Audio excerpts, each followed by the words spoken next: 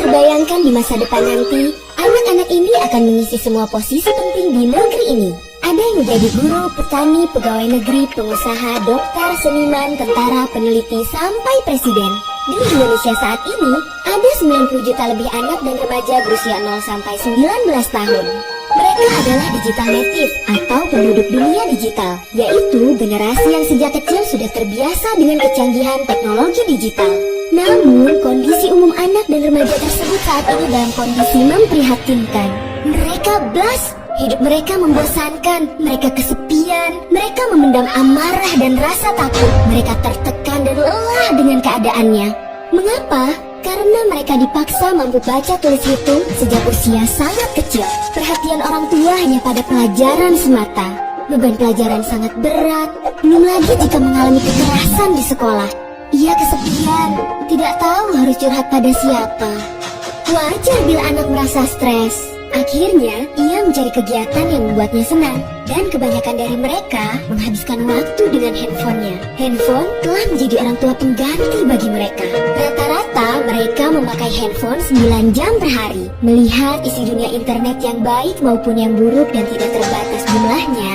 Di antaranya juga ada gambar, tulisan atau video yang sengaja disebarkan oleh pebisnis pornografi. Menurut ahli terapi kecanduan pornografi, Mark B. Castleman, pebisnis pornografi mengincar anak-anak blast sebagai target utama bisnis mereka. Saat belum ada internet, pornografi ibarat makanan beracun. Kita hanya akan keracunan jika memakannya. Tapi kini, internet menjadikan pornografi seperti virus yang dapat bergerak dan memperbanyak diri tanpa terkendali, sehingga dapat menyerang dari segala arah. Mark benar, terbukti dari penelitian Yayasan Kita dan Buah Hati, pada tahun 2014, 92 dari 100 anak kelas 4, 5, dan 6 SD telah melihat pornografi. Kita mengira anak akan cepat lupa apa yang dilihatnya, padahal otak mereka seperti spons. Mereka mampu mengingat apa yang mereka lihat walaupun hanya sekilas.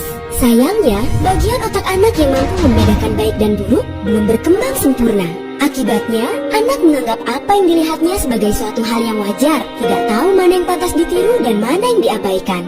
Maka, ketika melihat pornografi, anak juga akan cenderung meniru. Fungsi pertimbangan yang belum sempurna membuat anak melakukan segala sesuatu berdasarkan keinginan belaka. Inilah sebabnya pornografi internet menjadi jauh lebih bahaya. Sadarkah bahwa anak kita adalah target pebisnis pornografi? Apa kita tahu apa saja yang terjadi dalam hidup anak kita?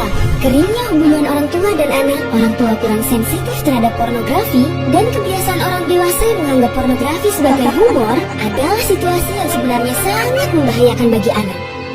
Bencana yang paling besar adalah ketika para orang tua tidak sadar ada bencana. Lindungi anak kita dari bencana pornografi dan kejahatan seksual. Mari dimulai dengan mengasuh anak kita sendiri secara benar dan baik.